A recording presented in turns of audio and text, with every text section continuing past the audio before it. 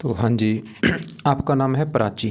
ये आपने डिटेल भेजी है और इस डिटेल के हिसाब से आपकी कुंडली बनी है।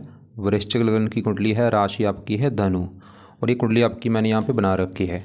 आपने जो सवाल जो लिख के भेजे हैं कि आपको बचपन से ही लाइफ में काफ़ी स्ट्रगल रहा है और अभी भी दिक्कतें, आपको परेशानियाँ आ रही हैं, रुकावटें आ रही हैं, धन को लेकर दिक्कत आ रही है, विवाह हो चुका है, विवाह के बाद भी लाइफ में दिक्कतें परेशानियाँ आ रही है, ऐसा क्यों हो रहा है आपने पूछा है। कुंडली कैसी है, कौन से ग्रह अच्छे बुरे हैं, तो पूरा विस्तार में आपको मैं समझाऊंगा। सबसे पहले आप ये समझो कि ये जो कुंडली है इसमें होते हैं 12 घर। 12 घर आप पहले समझ लो, वो मैं लिख देता हूँ। ये है आपकी कुंडली में पहला घर, ये है दूसरा घर, तीसरा घर, चौथा, पाँचवा, ये है छठा, सातवां, ये 8वां घर है, 9वां, 10वां, 11वां और ये 12वां घर। अब ये जो 12 घर हैं, इन 12 घरों से आपके जीवन के बारे में कुछ ना कुछ पता किया जाएगा। जैसे कि पहले घर से हम पता करेंगे आपका जो शरीर है वो कैसा होगा, हेल्थ कैसी होगी, स्वभाव कैसा होगा, रंग रूप कैसा, सर कैसा, मस्तक कैसा, पहले घर को देख के डिसाइड होगा। दूसरा घर आपके धन का है, तीसरा घर छोटे भाई बहनों का, चौथा घर आपकी है माता, मकान, वाहन, पाँचवा घर बच्चों का है, ये छठा घर है शत्रु, रोग, कर्जे का, सातवां घर आपके पति का है, 8वें घर से उम्र देखेंगे, 9वें घर से भाग्य देखेंगे आपका, 10वां घर आपके कामकाज का है, 11वां घर आमदनी, लाभ, और 12वें घर से आपके खर्चे देखे जाएंगे। तो आपने यहाँ पे मेरी 2 बातें नोट करनी है। पहली बात, जो मैंने ये 12 घर लिखे हैं इनको याद कर लो। दूसरी बात, इन 12 घरों से जो कुछ देखा जाएगा वो याद कर लो। अब आप ये देखो कि अपनी कुंडली में देखना क्या है, वो घर देख लो। मान लो आपने देखना है अपने पति के बारे में जानना है कि भाई मेरा पति कैसा होगा, पति का सुख है या नहीं, तो पति का जो घर है वो है 7वां घर। 7वें घर से देखेंगे आपका पति, और 7वें घर में एक नंबर लिखा है 2। 2 है वृष राशि, मालिक इसका जो होता है वो शुक्र होता है। तो शुक्र को देख के हमें पता चलेगा आपके पति के बारे में। ऐसे ही अगर आपके बच्चों के बारे में जानना है, 5वां घर बच्चों का होता है, तो 5वें घर से बच्चे देखेंगे, और 5वें घर में नंबर लिखा है 12। 12 है मीन राशि, मालिक बना गुरु, तो आपके बच्चों के लिए हमें गुरु ग्रह को देखना पड़ेगा। तो आपको मेरा कहने का मतलब समझ आ चुका है कि जो भी कुछ देखना है वो घर देखना है, और घर का मालिक देखा जाता है। अब यहाँ पे सवाल कि आपकी कुंडली है कैसी। आपकी देखो जी, कुंडली में आधे ग्रह तो हैं अच्छे, आधे ग्रह आपके खराब हैं। अब आपके ग्रह खराब कौन से हैं पहले वो समझो। सबसे ज़्यादा आपका ग्रह खराब है राहु, जो कि नीच का बैठ है। दूसरा ग्रह खराब है केतु, जो कि नीच का बैठ है। तीसरा ग्रह आपका खराब है शुक्र, जो कि नीच का बैठ है। ये 3 ग्रह आपके हैं खराब। अच्छे ग्रह कौन से हैं? सूर्य अच्छा है, जो कि अपने घर में बैठा है। गुरु अच्छा है, मित्र की राशि में बैठा है। बुध अच्छा है, मित्र की राशि में बैठा है। शनि अच्छा है, अपने घर में बैठा है। चंद्रमा भी ठीक है। मंगल रले मिले फल देगा। मतलब हमने क्या देखा, काफ़ी ग्रह आपके अच्छे भी हैं, लेकिन 3 ग्रह आपके खराब हैं। अब होगा क्या, जो ग्रह आपके अच्छे हैं वो आपको हमेशा अच्छे फल देंगे, देते रहेंगे अच्छे फल लाइफ टाइम, और जो ग्रह आपके खराब हैं वो हमेशा खराब फल देंगे। लेकिन इन ग्रहों का जो असर होता है अच्छा बुरा, वो कई गुना बढ़ जाता है जब इनकी दशा चलती है।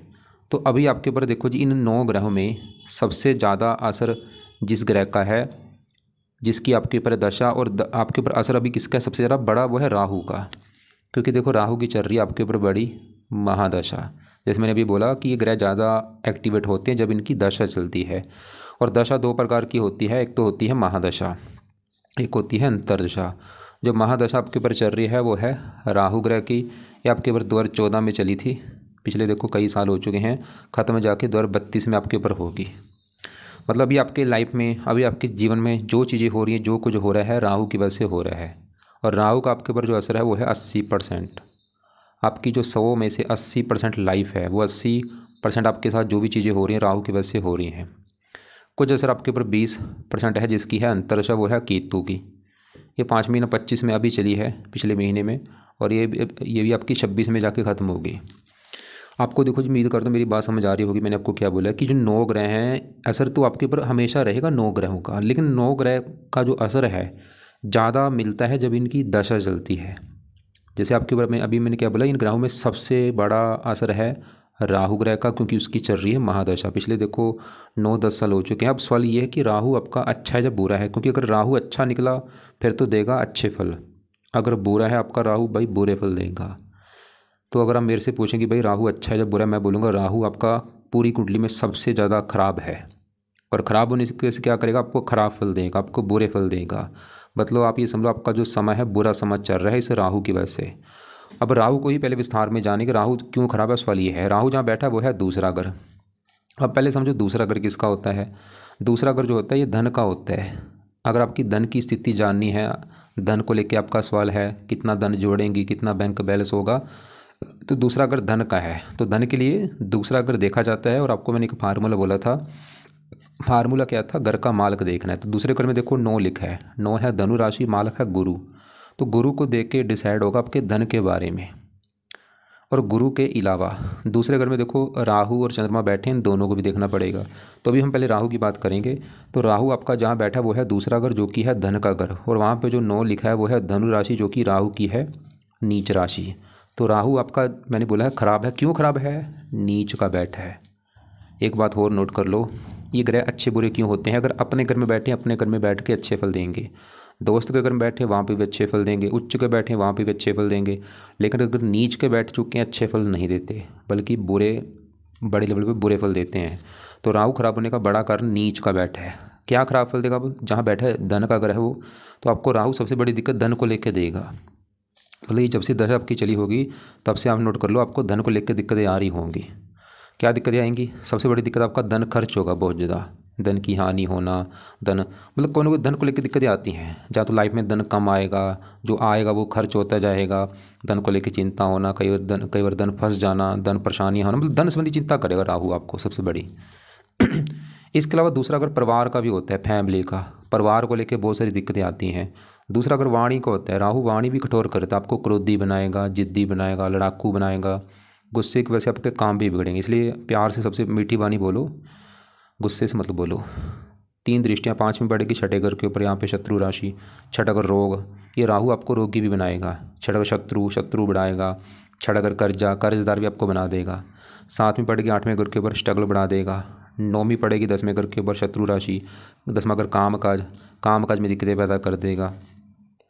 तो बस यहाँ पे देखो, आपको मेरा कहने का मतलब ये है कि अगर आपका सवाल मुझे ये है कि मेरी लाइफ में दिक्कतें क्यों आ रही हैं, परेशानियाँ क्यों आ रही हैं, धन संबंधी दिक्कतें क्यों आ रही हैं, मैं आपको बोलूँगा बड़ा कारण राहु ग्रह है। और आप चाहे नोट कर भी लेना कि जब से आपकी दशा चली होगी 14 से, तब से आपको दिक्कतें परेशानियाँ आ रही होंगी। आप यहाँ पे मेन सवाल है कि भाई राहु को सही कैसे किया जाए। तो राहु के आपने करने हैं उपाय, जिसमें से पहला उपाय है आप राहु के मंत्र एक बार पूरे करो, जो कि है 18,000।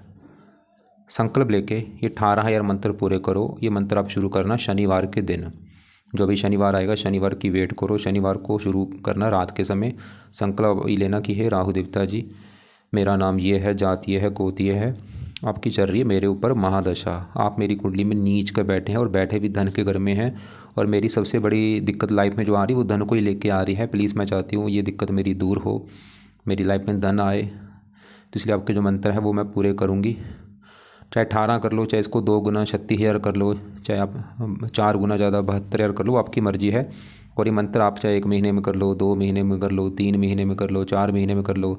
मंत्र है 3 शब्दों का मंत्र है, ओम राहवे नमः, ओम राहवे नमः, ऐसे मंत्र है। रोजाना मतलब 2 माला, 1 माला, 3 माला से कर करके पूरे कर लेना। 18,000 पहले कम कर से कम एक बार कर ही लेना। दूसरा उपाय है, जब आप मंत्र पूरे कर लेंगे उसके बाद ये दूसरा उपाय शुरू करना, वो है राहु कवच का पाठ आप पढ़ा करो। तीसरा है राहु स्तोत्र का पाठ आपने पढ़ना है। यहाँ पे देखो मेरी बात दोबारा नोट कर लो, मंत्र आपको मैंने बोला पूरे करके छोड़ देना। मतलब जब आपके मान लो आप चलो 18 करो, ज़्यादा मत करो, 18 करके छोड़ दो इनको। लेकिन उसके बाद जो पाठ मैंने बोले हैं, राहु कवच का पाठ और राहु स्रोत का पाठ, ये पाठ आपने नहीं छोड़ने, इनको पढ़ते रहना है जब तक ये दशा 32 तक। चाहे तो इनको पढ़ लिया करो, चाहे इनको ऑडियो लगा के सुन लिया करो। कब? सुबह शाम दोनों टाइम। चौथा उपाय सबसे बेस्ट है, वो है राहु की वस्तुओं का दान करो। दान क्या करेगा, इसको जो है पावर इसकी बिल्कुल जीरो कर देगा, इसको शांत कर देगा।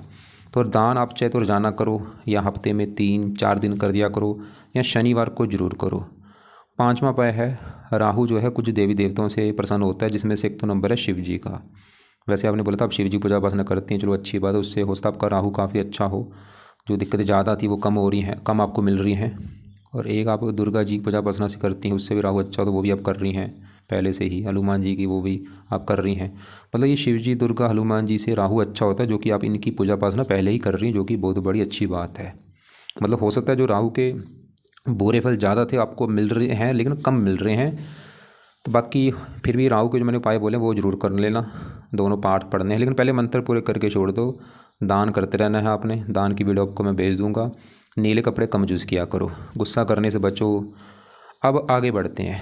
हमने अभी क्या देखा कि बड़ी दशा आपकी चल रही है राहु की, जो कि आपका है ख़राब। क्यों? क्योंकि नीच का बैठा है। छोटी दशा चल रही केतु की। अब सवाल कि केतु कैसा है, और ये दशा अभी चली है पिछला महीना 5 महीना 25 में चली है, और ये 26 में ख़त्म होगी, मार्च महीना 26 में। और बुरी बात क्या है कि आपका केतु भी ख़राब है भाई। क्यों? क्योंकि वो भी नीच का बैठा। अब केतु भी यहाँ पे देखो बैठा है 8वें घर में, एक तो 8वां घर खराब घर, ऊपर से यहाँ पे जो 3 लिखा है मिथुन राशि में नीच का बैठा है। अब केतु भी खराब फल देगा। क्या खराब फल देगा अभी? मतलब ये चाहे नोट कर लेना, पिछले 1 महीने से तो दिक्कतें आपकी बढ़ चुकी होंगी, क्योंकि अभी ये दशा भी चली पिछले महीने से। अब केतु दिक्कतें जो देगा 8वें घर बैठा है, ये सबसे बड़ी दिक्कत आपकी हेल्थ ख़राब करेगा। मतलब अभी 1 साल ये जो केतु की जब तक दशा है, केतु आपको बीमार करेगा, आपको रोगी बनाएगा। हेल्थ को लेकर बहुत सारी दिक्कतें आएंगी आपको, और अपनी पूरी हेल्थ का ख्याल रखो। लेकिन यहाँ पे केतु के सवाल की क्या आप करें ताकि केतु का बुरा फल आपको ना मिले। तो केतु का पहला उपाय है, आप केतु कवच का भी पाठ आपने पढ़ना है। और दूसरा, अगर आप कर सकते हैं, केतु स्तोत्र का पाठ पढ़ लो। तीसरा, इसका दान करो। केतु का दान जो है कुत्तों को रोजाना रोटी डाला करो। तो केतु के भी दोनों पाठ 2-2 मिनट के पाठ हैं, इनको पढ़ने हैं या सुनने हैं जब तक आपकी है केतु की दशा 26 तक। कुल मिला के मैं ये बोलूँगा कि अभी आपका जो समय चल रहा है बिल्कुल ख़राब समय चल रहा है। एक तो राहु की दशा, ऊपर से केतु की दशा, और दोनों ही दानव ग्रह होते हैं, दोनों ही आपकी कुंडली में नीच के बैठे हैं, ख़राब बैठे हैं बुरी तरह से। मतलब आपका समय ये जो अभी एक तो दशा पहले से राहु के जरिए वो तो दिक्कतें दे ही रहा था, लेकिन अभी जो केतु बीच में आ चुका वो भी भाई दिक्कतें बढ़ जाएंगी अभी तो। और आपको मैंने पहले ही बोला था आपके 3 ग्रह ज़्यादा ख़राब है। राहु ख़राब है क्योंकि नीच का है, केतु ख़राब है, और आपका शुक्र भी ख़राब। अब शुक्र की बात करते हैं। उससे पहले समझो ये जो 7वां घर है ये होता है पति का घर। आपका हमने पति देखना है, पति भाई कैसा होगा, 7वां घर देखना पड़ेगा। और फार्मूला क्या था? घर का मालिक देखना है। तो 7वें घर में लिखा है 2 वृष राशि है, माल किसका है? शुक्र। शुक्र को देख के पता चलेगा आपके पति के बारे में कि शुक्र अच्छा है या बुरा है। अब शुक्र यहाँ पे बैठा है आपका 11वें घर में। घर तो अच्छा है जहाँ ये शुक्र आके बैठा है, मतलब शुक्र एक अच्छे घर में बैठा है 11वें घर में। लेकिन 11वें घर में जो 6 लिखा है कन्या राशि, जो कि शुक्र की है नीच राशि, यहाँ पे गड़बड़ हो चुकी है। घर तो अच्छे में जाके बैठ चुका है, लेकिन वहाँ पे नीच का बैठ चुका है। मतलब शुक्र भी बुरे फल देगा। क्या बुरे फल देगा? क्योंकि पति घर का मालिक है, पति संबंधी दिक्कतें पैदा करेगा, आपको विवाह में दिक्कतें पैदा करेगा। वो दिक्कतें क्या आएंगी? जहाँ तो पति से बनेंगी नहीं, या पति की सपोर्ट नहीं मिलेगी, या पति से प्रेम नहीं मिलेगा, या पति से लड़ाई झगड़े होते रहेंगे। मतलब पति संबंधी विवाह संबंधी आपको दिक्कतें आएंगी। और शुक्र की दशा आपकी चलेगी, ये अभी जैसे आपके देखो जी, मैंने बोला था बड़ी दशा राहु की 14 में चली है, 32 में ख़त्म होगी। और छोटी दशा केतु की है, कब ख़त्म होगी? 5वां महीना 26 में। और 5 महीना 26 के बाद आपके ऊपर आएगी एक शुक्र की दशा, और शुक्र की दशा आपके ऊपर 3 साल चलेगी, पूरे 3 साल। और वो जो 3 साल होंगे उस समय आपकी पति से दिक्कतें बढ़ जाएंगी। उस समय मतलब आपके पति से लड़ाई झगड़े बढ़ जाएंगे। और शुक्र 11वें घर में बैठा है, 11वें घर को भी खराब कर देगा। 11वां घर आमदनी का होता है, इनकम को लेकर दिक्कतें आना, लाभ में कमी, इच्छा पूर्ति, इच्छाएं पूरी नहीं होने देगा आपके। मतलब अगर आपकी विवाह में दिक्कतें आ रही हैं, या और भी इनकम को लेकर दिक्कतें आ रही हैं, इच्छाएं पूरी नहीं हो पा रही, ये शुक्र भी कारण है। तो शुक्र के भी देखो उपाय करने पड़ेंगे। अब शुक्र के उपाय मैं देखो आपको ऐसा नहीं बोलूँगा कि सभी आप उपाय एक साथ ही शुरू कर दो। शुक्र के आप उपाय ऐसे कर लो, जब शुक्र की आपकी दशा चलेगी 5 महीना 26 के बाद, उस समय शुरू कर देना। उस समय क्या करना है? उस समय आप शुक्र कवच का पाठ पढ़ना है उस समय शुक्र स्तोत्र का पाठ पढ़ना है। लेकिन एक तीसरा उपाय वो तो मैं बोलूँगा आज ही चाहे शुरू कर देना, वो है शुक्र का दान कर दिया करो। शुक्र की जो वस्तुएं हैं उनका दान करना है, कब? शुक्रवार को। लेकिन इसके जो मैंने पाठ बोले हैं शुक्र कवच स्रोत, वो आगे चाहे आप पढ़ने शुरू कर देना, क्योंकि एक सभी आप एक साथ पाठ हो सकता दिक्कतें आपको आएँ। ये तो आपके मतलब ख़राब ग्रह अभी हमने कवर कर दिया। बाकी ग्रह आपके वैसे अच्छे हैं, जैसे कि आपके यहाँ पे 10वें घर में गुरु सूर्य, अब इनकी मैं तीनों की बात करूँगा। तो तीनों में सबसे पहले यहाँ पे ये बैठे कहाँ पे? 10वें घर में। पहले समझो 10वां घर किसका होता है। 10वां घर देखो जी कुंडली में काम काज का होता है, जो आप नौकरी कारोबार करेंगी 10वां घर देखा जाएगा। 10वां घर आपके पिता का भी है। 10वें घर से सरकारी नौकरी देखते हैं, 10वें घर से मान प्रतिष्ठा देखते हैं। और फार्मूला होता है 10वें घर का मालिक देखो। 10वें घर में क्या लिखा है? 5। 5 सिंह राशि मालक सूर्य। अब सूर्य कहाँ बैठा है? इसी घर में बैठा है। तो पहले अगर मैं सूर्य की बात करूँ, सूर्य आपका है बहुत बड़े लेवल पे अच्छा। क्यों? क्योंकि जो 10वां घर है ये सूर्य का घर है, अपने घर में सूर्य बैठा है। तो सूर्य क्या करेगा? 10वें घर का अच्छा कर देगा। 10वां घर काम काज, सूर्य आपको काम काज का सुख अच्छा दे देगा। 10वां घर पिता। और यहाँ पे मैं फिर बोलूँगा, देखो जी, अगर दशा आज आपकी सूर्य की होती समय अच्छा होता, क्योंकि दशा में इन ग्रहों का असर बढ़ जाता है। और सूर्य, जैसे मैंने बोला, सूर्य काम काज के लिए अच्छा। और कौन सा काम काज? सूर्य से जुड़े काम काज। ऐसे मैंने लोग देखे, ऐसे लोग जब भी सूर्य 10वें घर में होता है अपने घर में, ऐसे लोग सरकारी नौकरी में होते हैं। वैसे सूर्य आपके बड़े लेवल पे सरकारी नौकरी का योग लेके बैठा है। या ऐसे लोग डॉक्टर होते हैं या राजनीति में होते हैं। 10वां घर पिता का है, सूर्य पिता के लिए अच्छा है। सरकार, सरकारी कामों के लिए अच्छा है, सरकार का उसको अच्छा मिलता है, मान प्रतिष्ठा अच्छी देता है सूर्य यहाँ पे बैठ के। लेकिन वही बात है ना, देखो सूर्य है तो अच्छा, गड़बड़ क्या हो चुकी, जो आपके ऊपर बड़ी दशा वो अच्छी नहीं है। राहु की दशा भी राज आपके ऊपर ज़्यादा राहु की चल रही है। और ऐसे ही देखो सूर्य के साथ इसी घर में गुरु बैठा है। गुरु भी बहुत अच्छा है, क्योंकि गुरु भी 10वें घर में बैठा है। एक तो घर अच्छा, और वहाँ पे जो 5 सूर्य घर में बैठा है। और गुरु सूर्य को दोस्त मानता है। गुरु भी 10वें घर का अच्छा करेगा। गुरु भी आपके काम काज के लिए अच्छा है, पिता के लिए अच्छा है, सरकारी कामों के लिए अच्छा है। और गुरु जिन घरों का मालक है उन घरों का भी अच्छा करेगा। और गुरु की इस कुंडली में 2 घर हैं। एक तो गुरु का घर है ये 5वां घर, और 5वां घर है आपकी संतान का घर। संतान आपकी कैसी होगी? 5वां घर देखा जाएगा। 5वां घर पढ़ाई का भी है। 5वें घर में 12 लिखा है, मालक गुरु। और गुरु क्योंकि अच्छा, गुरु आपको संतान का सुख अच्छा देगा। और संतान होने के बाद भी आपकी किस्मत चमकेगी। जब आपकी संतान पैदा होगी उसके बाद भी आपका कुछ भाग्य साथ देना शुरू हो जाएगा। 5वां घर पढ़ाई का है, गुरु पढ़ा लिखा बनाएगा। 5वां घर बुद्धि का है, बुद्धिमान बना देगा गुरु आपको।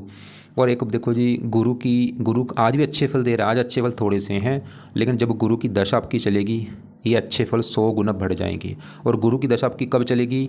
बड़ी महादशा चलेगी 32 के बाद।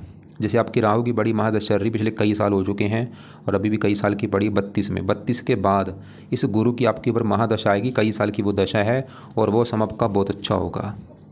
और गुरु एक और घर का मालक किस? दूसरे घर का। जिसमें मैंने बोला था दूसरा घर जो है धन का घर है, मतलब धन के बारे में आपके जानना है। दूसरा घर, दूसरे घर में लिखा था 9 नंबर, 9 है धनु राशि मालक गुरु। तो धन का मालक गुरु, और गुरु यहाँ से 5वीं दृष्टि अपने घर को देख रहा है। मतलब गुरु फिर भी आपको धन देगा।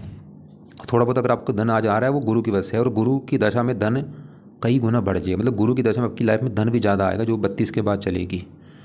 गुरु आपको धन भी देगा, दूसरा अगर परिवार का सुख देगा। मतलब गुरु का जो समय होगा वो आपका गोल्ड समय होगा, जो आगे महादशा आएगी 32 के बाद।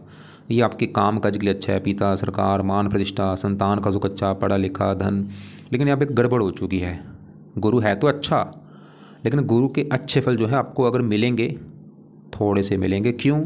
एक तो गुरु आपका बैठा है अस्त होकर मृत अवस्था में, डेड अवस्था में बैठा है। ऊपर से 29 डिग्री का बैठा है, बुजुर्ग रूप में बैठा है, बूढ़े इंसान के रूप में बैठा है। मतलब अच्छे फल जो है, जो अच्छे फल इतने थे वो कम हो चुके हैं।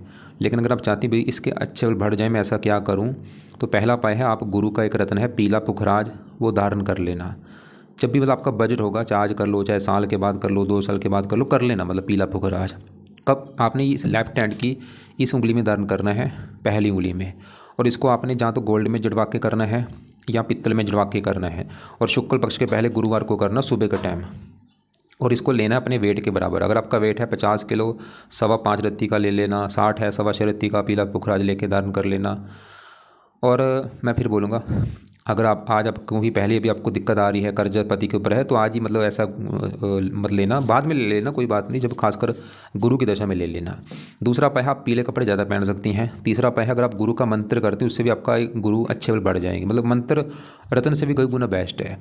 तो आपको मैं मंत्र भी बोलूँगा, इसका कर लिया कर लेना। लेकिन मंत्र भी आप रुक जाओ, कुछ महीने रुक जाओ, क्योंकि देखो वही बात है, फिर एक साथ सभी पाठ पूजा करने से दिक्कत ना आ जाए। तो गुरु का मंत्र भी आप चाहे 1 माला, 2 माला, 3 माला करना है सुबह के टाइम, जब भी आप शुरू करेंगी, जब भी इसको मतलब 2-3 महीने के बाद चाहे शुरू कर लेना। और मंत्र है ओम ब्रह्म बृहस्पते नमः, ओम ब्रह्म बृहस्पते नमः, ऐसे करना है। अब गुरु, हमने यहाँ पे सूर्य देखा वो भी अच्छा है क्योंकि अपने घर में बैठा है। गुरु देखा वो भी अच्छा है, योग कारक है, दोनों इस कुंडली में योग कारक। अब इसी घर में बुध बैठा है भाई, बुध भी अच्छा है। क्यों? 10वें घर में बैठा है, साथ में सूर्य के बैठा है, वो भी इसका दोस्त है। बुधादित्य योग बना है, गुरु के साथ बैठा है, तीनों दोस्त हैं। और यहाँ पे बुध भी सूर्य घर में बैठा है अपने दोस्त के घर में। तो बुध भी आपके 10वें घर का अच्छा करे, मतलब बुध भी आपको काम काज का सुख देगा, पिता का सुख देगा, सरकार, मान प्रतिष्ठा। 8वें घर का मालक उम्र के लिए अच्छा है। 11वें घर लाभ देगा, पिता से लाभ, सरकार से लाभ। और चौथे घर को देख रहा है, मकान वाहन के लिए अच्छा है। लेकिन देखो जी, बुरी बात क्या है, जो ग्रह अच्छे हैं उनकी आपकी दशा नहीं चल रही। मतलब कितने ग्रह अच्छे हैं आपका, देखो शनि अच्छा है, चंद्रमा अच्छा है, और जो अगर आपकी कुंडली में सबसे ज़्यादा खराब है राहु, उसी की चल रही दशा, तभी तो आपका बुरा समय चल रहा है। अब ऐसे ही हम आगे बढ़ते हैं। आपके यहाँ पे शनि की बात करता हूँ। शनि बैठा है तीसरे घर में, तीसरे घर में 10 लिखा है, 10 मकर राशि, मालक शनि। और शनि कहाँ बैठा है? इसी घर में बैठा है। आपका शनि भी अच्छा है क्योंकि ये अपने घर में बैठा है। जैसे सूर्य क्यों अच्छा था, अपने घर में बैठा है। अब शनि अच्छे फल क्या देगा? तीसरे घर का अच्छा कर देगा। तीसरा घर होता है छोटे भाई बहनों का। आपको छोटे भाई बहनों के लिए अच्छा है, आपको पराक्रमी बनाएगा, मेहनती बनाएगा, साहसी बनाएगा, उद्यमी बनाएगा। और शनि आपके इस घर का मालक है चौथे घर का, क्योंकि चौथे घर में 11 लिखा है, कुंभ राशि, मालक शनि होता है। चौथा घर होता है माता, मकान, वाहन का।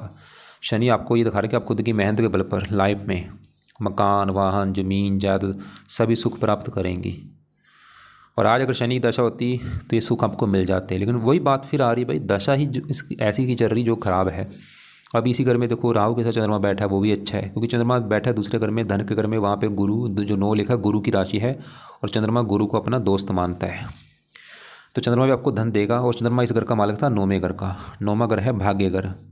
आपका भाग्य देखना है। 9वां घर, 9वें घर में 4 लिखा है, कर्क राशि, मालक चंद्रमा। भाग्य चंद्रमा कहाँ बैठा है? धन के घर में। मतलब भाग्यवंशी आपको चंद्रमा धन देगा, भाग्यवंशी धनी बनाएगा। लेकिन देखो चंद्रमा है तो अच्छा, लेकिन राहु के साथ बैठ के थोड़ा सा पीड़ित है। इसे हम ग्रहण दोष भी कहते हैं, चंद्र ग्रहण दोष। मतलब चंद्रमा फिर भी अच्छा फल देगा, वो फासला ज़्यादा है। राहु 2 डिग्री का है, वो 28, फासला ज़्यादा है। मतलब यहाँ पे जो दोष बना है, मैंने जैसे बोला ग्रहण दोष, वो ज़्यादा लागू वैसे नहीं होगा। अब इसी घर में 8वें घर में केतु हम देख चुके, जो कि खराब है, नीच का बैठा है। अब इसी घर में मंगल बैठा है। सवाल की मंगल कैसा है, ये भी दिक्कतें पैदा करेगा क्योंकि एक तो 8वां घर जो कि घर अच्छा नहीं, और यहाँ पे बुध घर बैठा है, दुश्मन का घर है, और साथ में नीच के केतु के बैठा है। मंगल दिक्कतें क्या देगा? मंगल इस कुंडली में इस घर का मालिक है पहले घर का, जो आपको मैंने अभी 12 घर बोले हैं कि 7वां घर पति का है, 5वां बच्चों का, चौथा माता का, तीसरा छोटे भाई बहनों का। ऐसे जो पहला घर है ये आपका घर है। मतलब आप कैसी होंगी, आपका शरीर कैसा, रंग रूप कैसा, सर कैसा, पहला घर देखेंगे। और पहले घर में लिखा है 8 वृश्चिक राशि, मालिक है मंगल। और मतलब मंगल आपके शरीर का मालिक है। शरीर उठ के चला गया 8वें घर में, बीमारी घर में। मंगल सबसे बड़ी दिक्कत, आपको हेल्थ को लेकर दिक्कतें पैदा करेगा मंगल की दशा में। रक्तचाप होना, ब्लड प्रेशर होना, कई बार ऑपरेशन का भी योग बना देता है, चोट वगैरह लग जाना, लग्नेश है, लगन दोष बना है, लाइफ में स्ट्रगल कराएगा। इसके लिए देखो जी, आप अभी तो इसकी चलो दशा है नहीं, वैसे इसका एक उपाय जो है, इसके जो देवता है वो है हनुमान जी। तो जितना आप हनुमान जी की पूजा उपासना करेंगे मंगल आपका अच्छा रहेगा। और आपने शायद लिखा था आप हनुमान जी की पूजा उपासना करती हैं। अब देखो जी, हनुमान जी की पूजा उपासना में क्या करना, नोट कर लो। आज अगर आपने हनुमान चालीसा पढ़ा है, कल आप संकट मोचन का पाठ पढ़ो, परसों आपने बजरंग बन पढ़ना है, चौथे आपने अंगार का स्रोत पढ़ना है। ऐसे मतलब पाठ पढ़ो हनुमान जी के, लेकिन पाठ को चेंज करा करो क्योंकि हनुमान जी के कई पाठ हैं। रोजाना हनुमान जी के पाठ को चेंज करके पढ़ना है। तो आपको मेरी बात समझ आ रही होगी मैं क्या समझा रहा हूँ कि आपकी कुंडली में ग्रह तो काफ़ी अच्छे हैं। गुरु अच्छा है, सूर्य अच्छा है, बुध अच्छा है, शनि अच्छा है, चंद्रमा अच्छा है, लेकिन अच्छे ग्रहों की आपकी दशा नहीं चल रही। खासकर जो बड़ी दशा वो उसकी चल रही जो खराब है, राहु, और बैठा भी धन के घर में है। तो एक बार मैं दोबारा रिपीट कर दूं कि सबसे ज़रूरी आपके लिए सही होना है राहु ग्रह का, जिसका आपके ऊपर बड़ा असर है, उसकी चल रही है महादशा। मतलब आपकी 100 में से जो 80% लाइफ में जो चीज़ें हो रही राहु की वजह से हो रही हैं। तो राहु के लिए क्या करो, राहु के मंत्र एक बार मैंने बोला है पूरे करके छोड़ दो। वो आपकी मर्जी है, चाहे 18 कर लो, चाहे 2 गुना ज़्यादा कर लो, चाहे 4 गुना कर लो, मंत्र पूरे करके छोड़ देना। उसके बाद राहु कवच का पाठ, स्रोत का पाठ, दोनों पाठ मैंने बोले हैं सुबह और शाम, दोनों टाइम आपने पढ़ने हैं। या इनको सुन लिया करो। और राहु का दान हो सके रोजाना करो, दान की वीडियो जरूर देख लेना। राहु के लिए शिव जी पूजा उपासना, दुर्गा जी, हनुमान जी की पूजा उपासना करनी है आपने। और राहु के लिए एक आपको मैं वीडियो भेजूंगा कि जब राहु की दशा आती है हमें क्या उपाय करने चाहिए, उसको भी आप एक बार देख लेना। नीले कपड़े बिल्कुल बंद कर दो या कम यूज़ किया करो। और केतु के लिए केतु के दोनों पाठ पढ़ने हैं या सुनने हैं जब भी आपका टाइम लगे। और केतु का दान है, कुत्तों को रोटी डाला करो। और शुक्र जो कि नीच का बैठा है वो आपके विवाह में दिक्कतें पैदा करेगा। और शुक्र का एक तो दान शुक्रवार को जरूर करो, वो दान की वीडियो भेज दूंगा। और शुक्र के 2 पाठ आपको मैंने बोले हैं, शुक्र कवच, शुक्र स्रोत। और वो आप पाठ ऐसे करना, वो अभी आप रुक जाओ, चाहे बाद में शुरू करना जब शुक्र की आपकी चलेगी दशा 5वां महीना 26 के बाद, 1 साल के बाद इसके दोनों पाठ पढ़ने शुरू कर देना, अभी चाहे रहने दो। और बाकी गुरु का मैंने मंत्र बोला वो भी आप चाहे 2-3 महीने के बाद शुरू कर देना सुबह के टाइम। नीले कपड़े कम चूज़ करो, पीले ज़्यादा आप चूज़ कर सकती हैं, हरे पहनो। एक और आपके मैं दोबारा सवाल देख लेता हूँ। आपने बोला कि आप बचपन से दुर्गा जी और भोलेनाथ की पूजा करती हैं। देखो जी, एक काम आपने करना है वो लिख लो। सुबह जल्दी उठेंगी जब आप, मतलब सुबह जब पाठ पूजा करती हैं, कोशिश करो तो जल्दी उठ के पाठ पूजा करने की, 5-6 बजे उठ के पूजा स्थान में बैठ जाओ। बैठ के सबसे पहले आप मतलब जो भी कर रही हैं ठीक है, लेकिन मेन जो काम आपने करना है वो क्या करना है, क्योंकि आपने बोला आप भोलेनाथ जी को काफ़ी मानती हैं, तो भोलेनाथ का एक मंत्र जिसे कहते हैं ओम, ये ओम का जाप किया करो सुबह बैठ के अपना पूजा स्थान में, आंखें बंद करके हाथ जोड़ो, लाइट बंद कर दो, पूरी भावना से हाथ जोड़ के आंखें बंद करके जपना है ओम ओम ओम, ऐसे जपना है। कितने मिनट जपना है, चाहे 10 मिनट जप लो, 15 मिनट जप लो, आधा घंटा जप लो, 1 घंटा जप लो, वो आपकी मर्जी है, इससे ऊपर कुछ भी नहीं है। मान लो आप शिव जी की पूजा उपासना करती हैं और जो छोटे मोटे काम कर रही ठीक है, लेकिन उस सबसे मेन शिव जी का उपाय है ये ओम, और ये आजकल कोई नहीं जपता, खाली बस जा रहे हैं शिवलिंग पर जल चढ़ा रहे, भाई वो इतनी बड़ी बात नहीं है। बाकी आपने बोला सोमवार का करती हूँ ठीक है, दुर्गा जी की आप पाठ पढ़ लिया करो, दुर्गा चालीसा ठीक है, बृहस्पतिवार व्रत रखती हूँ, वो तो आपका अच्छा है, उसका तो व्रत रखने की जरूरत है ही नहीं आपको, उसके तो व्रत रहने तो मैं बोलूँगा। नवरात्र ऐसे ये सब रही हूँ, तेली तुलसा सूर्य अम्मा शामी जल देती हूँ, ये इतनी बड़ी बातें नहीं है। सूर्य को जल नहीं देना, सूर्य तो अच्छा है, उसका जल उसकी पावर कम कर देगा, सूर्य को जल मत दिया करो। मंदिर भी जाती हूँ, लेकिन जो कोशिश करो, हनुमान जी मैंने बोला हनुमान जी का पाठ चेंज करके पढ़ा करो, दुर्गा चालीसा ठीक है रोजाना पढ़ो, नित्य रोज़ पूजा करती हूँ, गाय को टीका वो करो, बचपन से ही धर्म। और बाकी मतलब वही बात है, समाज अच्छा नहीं चल रहा, ठीक है, पता नहीं। तो उम्मीद करता हूँ आपको मैंने जो समझाया समझ आ चुका होगी, आपकी जो दिक्कतें आ रही हैं फाइनेंशियली, क्योंकि धन के अगर देखो नीच का राहु बैठा है, धन ही आपको नहीं बनने देगा, धन की हानि करता रहेगा, बस वही हल है। उसके जो पाठ पूजा है वही आपको करनी पड़ेंगे। एक पाठ और है वो उससे भी फर्क पड़ता है, वो है श्री सूक्त का पाठ है, ये धन के लिए पाठ पढ़ा जाता है, तो ये पाठ भी आप पढ़ सकती हैं, चाहे इसको सुन लिया करो श्री सूक्त। लेकिन अगर आपको लगता है कि भाई ज़्यादा हो जाएंगे फिर चाहे रहने तो कोई बात नहीं, बाद में शुरू कर देना, मतलब राहु के पास तो जरूरी है आपके लिए, लाजमी है, क्योंकि उसका है बड़ा असर। और जैसे मैंने बोला एक राहु की दान की वीडियो आपको भेजूँगा, उसको जरूर देखना क्या है दान, और दान हो सके तो रोजाना करो या हफ्ते में 4-5 दिन कर दिया करो, जब तक दशा दान करते रहना है, वो ज़रूरी है। और राहु की महादशा आने पर क्या उपाय किए जाते हैं वो भी आपको मैं भेजूँगा वीडियो, उसको भी देख लेना। और शिव जी का जो मंत्र बोला ओम, आपने जरूर जपना है। ओम नहीं जप सकती तो ओम नमः शिवाय जप लो, बैठ के सुबह 10-20 मिनट आधे घंटा पूरी भावना से, ये नहीं कि टाइम वेस्ट करना है, दिल से पूरे प्यार से ओम नमः शिवाय ओम नमः शिवाय ऐसे जपो। कुत्तों को रोजाना कुछ ना कुछ डाला करो आप। बाकी सूर्य तो ये दिखा रहा था कि आपकी सरकारी नौकरी के जो, ऐसे तो बंदे सरकारी नौकरी में जरूर होते हैं, यहाँ सूर्य से जुड़े काम करते हैं। इसके अलावा आपको लग रहा है कि अभी भी कोई बात समझ नहीं लग रही, कुछ आपने पूछना है तो आपका जो सवाल होगा वो लिख के भेज देना या कॉल करके आप मुझे पूछ लेना।